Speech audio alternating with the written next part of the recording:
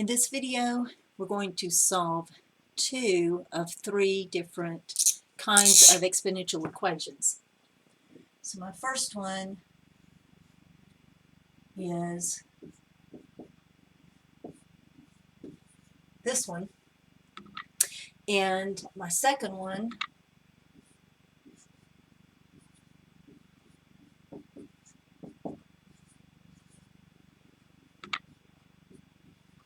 is this one, and then my third one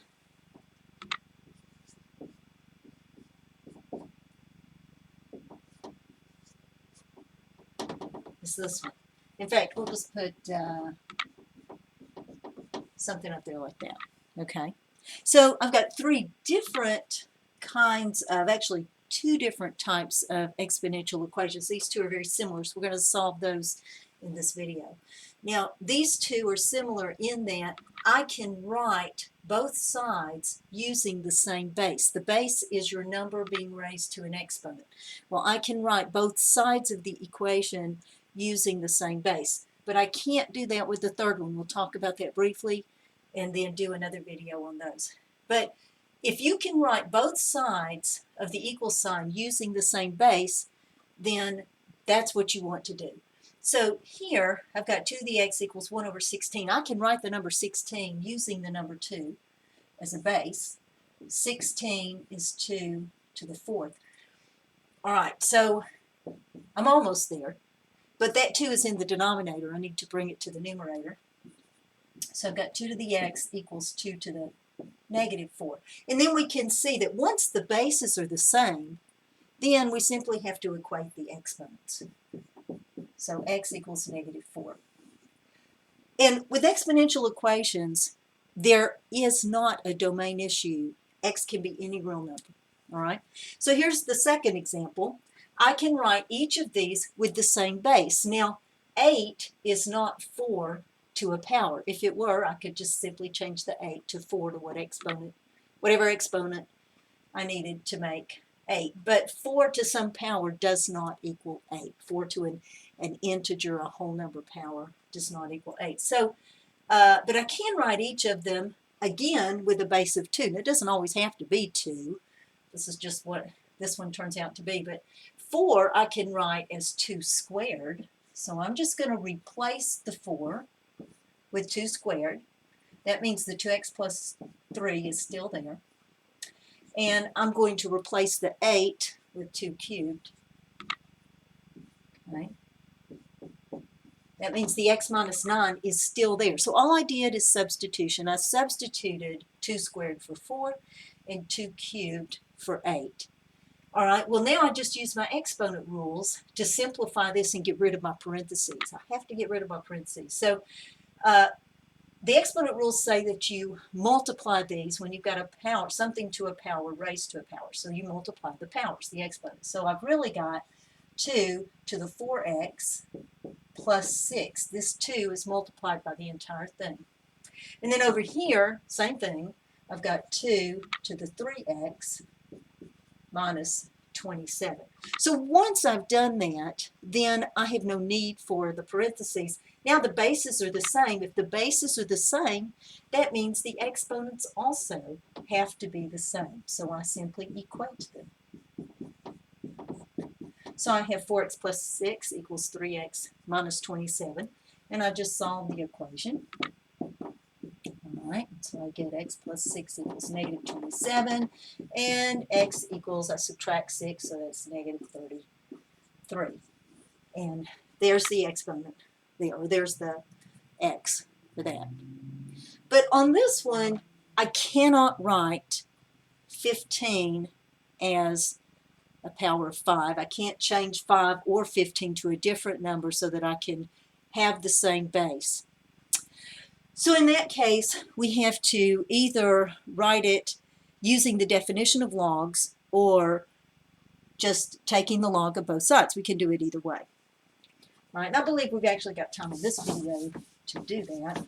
So let's erase these and put it over here. I'm going to show you two different ones. We'll do this one. We'll also do one like this. Let's say we've got 6 to the x equals, it can be anything really. Oh, let's just say 9. Okay, so I've got this one and I've got that one. This one, I don't have an exponent with the 9. I do have an exponent on both sides of that one. Now, here's what I'm using. A very simple statement that a log is an exponent.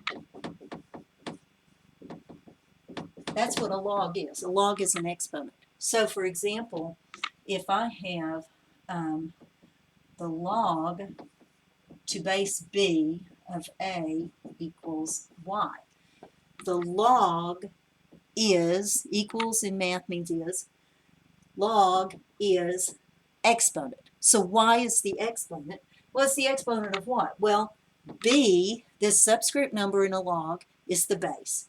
So b is the base, y is the exponent, and that means b to the y equals a. This is how you can convert between an exponential statement and a log statement, or a log statement and an exponential statement. So I have an exponential statement here. I'm going to use its inverse function to rewrite it. So I can say, instead of b to the y equals a, I can say log to base b. My b is my 6, so log to base 6 then equals, or log to base 6 of y of the exponent. Okay, so b is my base, okay, and then y is my exponent, so y is going to go over here, okay. My y, this y is really x, okay, and so that means log to base 6 of 9, 9 is my a, you see, then log to base 6 of 9 equals x. All right, well, you can leave your answer like this in many cases. That's the exact answer. You can put it into your calculator using the change of base formula, and the change of base formula says that that is done on your calculator using either the log to base 10 key, so you would say log of 9 over log of 6 using the log key on your calculator, that's log to base 10, or you can use the natural log key, doesn't matter. And you can get a decimal answer for your x. All right, now the other way to do that is to take the log of both sides. All right, so we can simply take the log, let's do it down here, let's take the log of both sides. So the log 6 to the x equals, whoops, the log of 9. And now I use my exponent rules, my exponent properties, to rewrite this side. Remember that log to base 6, or log of 6 to the x power, is the same thing as this exponent times this log. This is one of your 3 log properties, okay?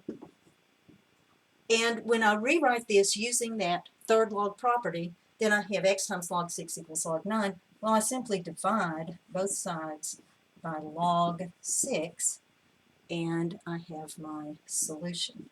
I don't know why I crossed that out. X equals log 9 over log 6, you see, and that's what we got up here. You can take the regular log, log to base 10 of both sides, or you can take the natural log. If you take the natural log, you'll end up with this answer right here. All right, so let's use this idea, taking the log of both sides, on this one right here. So we have log of 5 to the x equals log of 15 to the 2x plus 1. All right, so I can rewrite both of these using the log properties. X times log of 5 equals 2x plus 1 times the log of 15. Now I have to put the 2x plus 1 in parentheses because that's the entire exponent and it goes out front. All right, so I need to get rid of these parentheses so that I can combine like terms. So x log 5 equals, and then this is 2x log 15 plus 1 times log of 15. I don't have to write the 1 there. So I have 2 terms with x in them. If I want to solve for x, I have to get those 2 terms together on one side of the equation. So I'm going to subtract this one, Okay, so I have x log 5 minus 2x log 15. Remember that you add and subtract to move terms from one side to the other, equals log of 15. Now, since I'm solving for x, I factor the x out. Log of 5 minus 2 log of 15 equals log of 15. And then I simply divide to get x by itself. Divide by the log 5 minus 2 log 15, log 5 minus 2 log 15. And then this, of course, ends up being my answer.